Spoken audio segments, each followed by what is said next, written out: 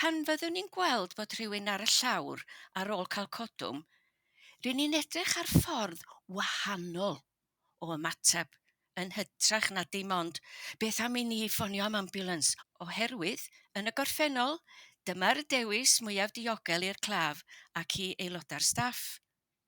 Mewn gwirionedd, does dim rhaid gwneud hynny. Mae gennym ni dechnoleg newydd sy'n gallu ein helpu i wneud penderfyniadau gwell a chefnogi pobl gartref am gyfnod hirach.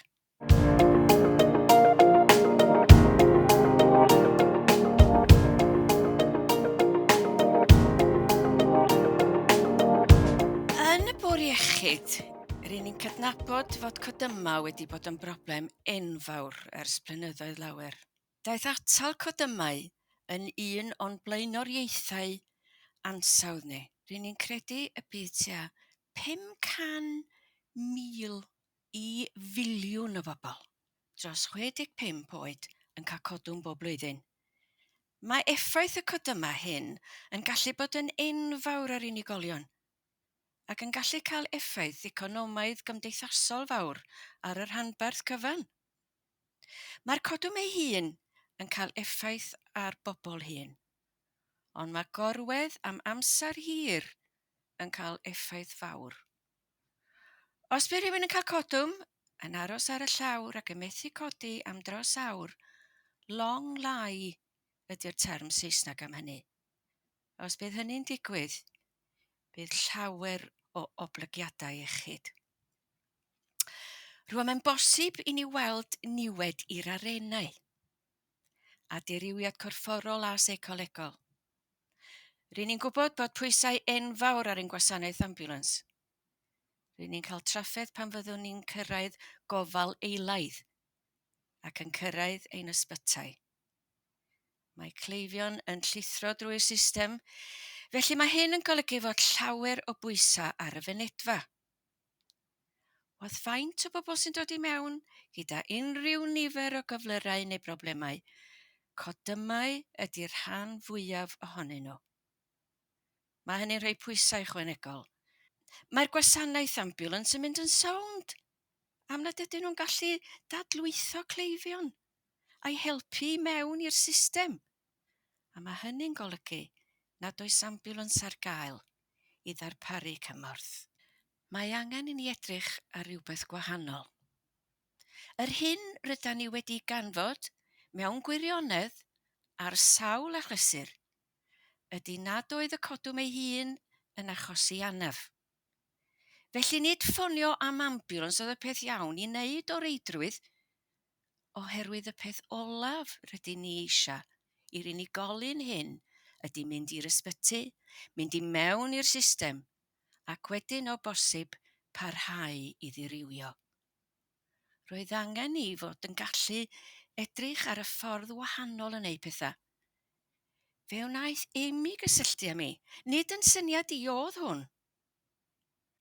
Roedd hi wedi meddwl am y cysyniad yn barod, ac roedden nhw eisiau archwilio hynny. Rwy'n gwybod fod SimpliSafe yn enwedig yn bragmatig iawn ac yn awyddus i fwrw ymlaen a rhoi cynnig ar rhywbeth. Dyna lle da ni arni. Pan fyddwn ni'n gweld bod rhywun ar y llawr ar ôl cael codwm, rydyn ni'n edrych ar ffordd wahanol o ymateb yn hytrach na dim ond beth am i ni ffonio am ambiwlans, oherwydd yn y gorffennol dyma'r dewis mwyaf diogel i'r claf ac i aelodau'r staff. Mewn gwirionedd, does dim rhaid gwneud hynny. Mae gennym ni dechnoleg newydd sy'n gallu ein helpu i wneud penderfyniadau gwell a chefnogi pobl gartref am gyfnod hirach. Gwych. Diolch, Leri. Demi, hoffwn i droi at y ti, erwydd yn amlwg, soniodd Leri am y grŵp gofal SimpliSafe. Mae'r sefydliad wyt ti'n gweithio iddo yn ddarparo'r gofal yn y cartref yn y gymuned. A wy'n credu fod gan y sefydliad tua 65 o ddefnyddwyr gwasanaeth, os wy'n iawn. Pa gyfrifoldebau sydd gen ti yn y prosiect? Fi yw arweinydd y prosiect ar gyfer y cwmni Simply Safe. Fi sy'n cysylltu ag Eleri ac Amy Jenkins yn rhoi'r proses at ei gilydd ar gyfer ein cwmni penodol ni ac yn arwain yr hyfforddiant a pethau fel hynny hefyd. So, beth oedd yr hyfforddiant o ti'n ei wneud? Da ni wedi cael cryn dipyn o hyfforddiant. Rydyn ni wedi cwrdd â therapyddion galwedigaethol i drafod y glustog camel a'r fforddorau o ddefnyddio'r glustog camel.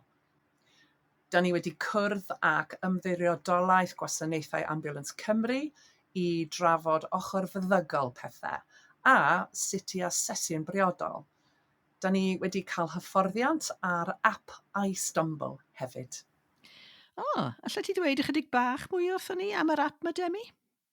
Gallaf. Roedd yr ap yn wych ers y dechrau. Dwi'n meddwl ei fod wedi cael ei greu i'r cyhoedd ei ddefnyddio o ddydd i ddydd. Dydy'r ap ddim wedi creu ar gyfer gweithwyr meddygol proffesiynol, nac ar gyfer therapyddion galwedigaethol, ffisiotherapeyddion ac ati. Mae modd i unrhyw aelod o'r cyhoedd ei ddefnyddio sy'n wych. Mae angen i fwy o bobl ei ddefnyddio. Mae'n syml iawn. Cwestiynau cam wrth gam, ie neu na ydyn nhw. Wedyn, bydd yr ap yn rhoi canlyniad i chi ar y diwedd, yn dweud a oes rhaid ffonio am ambiwlans neu godi'r person. Erbyn hyn, rydyn ni'n dechrau gweld y manteision ar draws yr cleientiaid yn y gymuned. Nid yn unig y manteision cyfforol o beidio â gorwedd am amser hir a chael gwared ar y heintiau dilynol sy'n gallu cael ei achosi drwy orwedd am amser hir. Mae hefyd yn rhoi hyder i'r cleientiaid. Maen nhw'n gwybod eu bod nhw'n gallu ein ffonio ni, maen nhw'n gwybod eu bod ni eu hadnabod nhw, ac maen nhw'n ymddiried yno ni. Mae gennym ni perthynas dda â nhw. Maen nhw'n gwybod y gallen nhw roi alwad i ni. Byddwn ni'n cyrraedd yn eitha gyflym. Dydy hyn ddim o reidrwydd yn golygu bod yn rhaid iddyn nhw fynd yn syth i'r ysbyty. Dyma beth oedd yn ofni pawb cyn i'r prosiect hwn ddechrau. Amy, llai droi at y ti te. Sut mae Cyngor Abertawe yn cymryd rhan? Mae gennym ni fforymau reolaidd i ddarparwyr gyda'n darparwyr gofal cartref. Yn amlwg rydyn ni'n comisiynu cryn dipyn o hynny ar draws Abertawe i gefnogi pobl hŷn yn eu cartrefi. Mae'r sgyrsiau hyn yn cael eu trafod ac wedyn mae problemau'n cael eu datrys. Mae mwy a mwy o achosion bod darparwyr yn dod ato ni ac yn dweud ein bod ni wedi gorfod aros am amser penodol gyda rhywun. Doedd dim dewis arall ar wahân i ffonio ambiwlans. Yn ffodus, roedd un o'n therapyddion galwedigaethol o'r enw Francesca yn bresennol yn un o'n fforymau i ddarparwyr. Fe soniodd hi am yr ap ac awgrymodd y byddai'n syniad da i'w defnyddio. Dwi'n meddwl mae'r prif rwystyr ni'n ei wynebu bob amser yn y sector gofal ydy ein bod ni eisiau osgoi risg.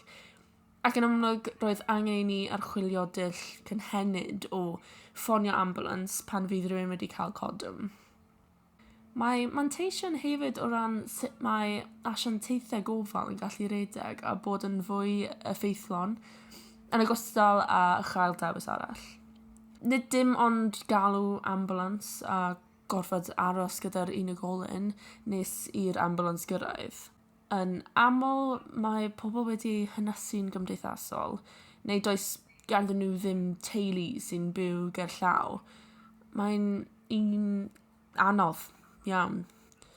Yn fy mywyd personol i, dwi'n meddwl fy mod i newydd ddechrau clywed mwy a mwy o sôn am hyn.